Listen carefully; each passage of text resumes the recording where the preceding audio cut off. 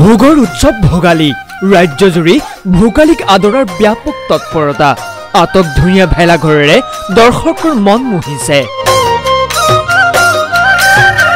ৰাজ্যত এতিয়া ভেলাঘৰ নিৰ্মাণৰ অঘোষিত প্ৰতিযোগিতা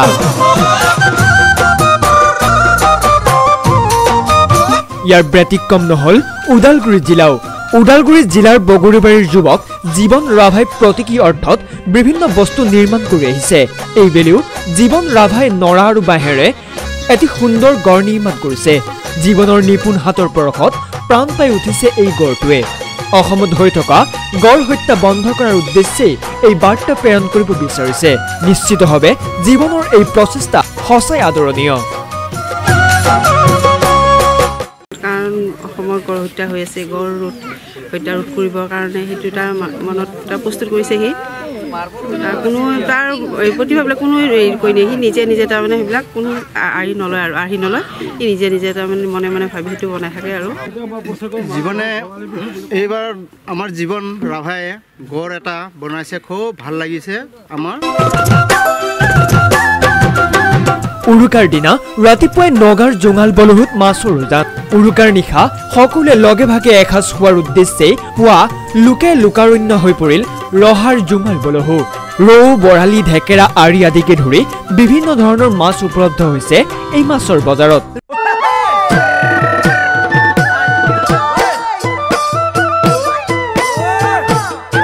ভোগালীৰ ভোগৰ সময়তে আমাৰ সংবাদদাতাৰ লগতে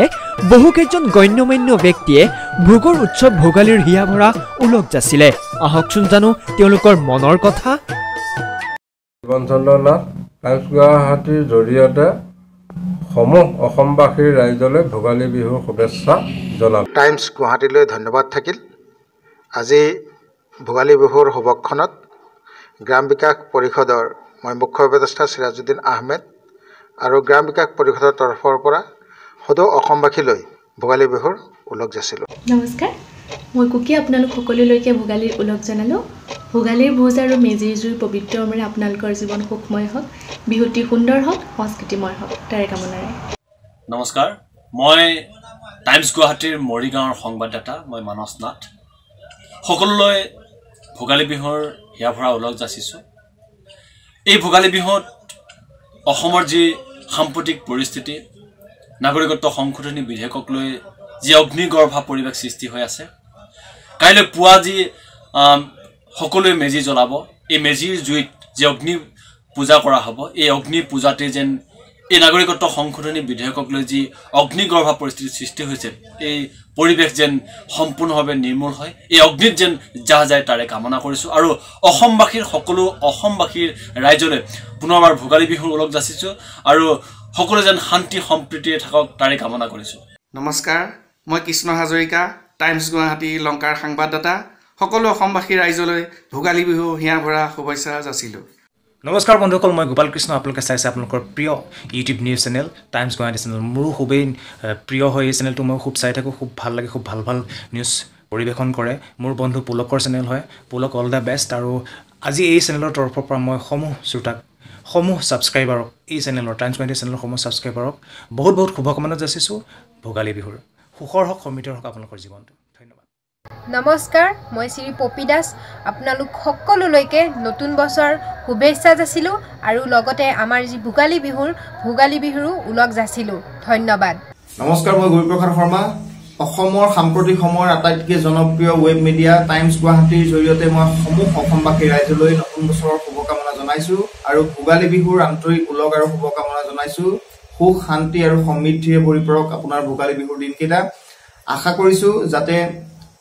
এই যি একতা বা যি বন্ধুত্বসুলভ মনোভাৱ এই বন্ধুত্বসুলভ মনোভাৱ বছৰৰ প্ৰতিটো মুহূৰ্ততেই আপোনালোকে বৰ্তাই ৰাখিব পাৰে তাৰ কামনা কৰিছোঁ আৰু টাইমছ গুৱাহাটীক বিশেষভাৱে ধন্যবাদ জ্ঞাপন কৰিছোঁ এই সুযোগ দিয়াৰ বাবে ধন্যবাদ নমস্কাৰ টাইমছ গুৱাহাটী চেনেলৰ নগাঁও সংবাদদাতা মই চিংকু শইকীয়াই সমূহ অসমবাসীলৈ ভোগালী বিহুৰ আন্তৰিক শুভেচ্ছা জ্ঞাপন কৰিছোঁ নমস্কাৰ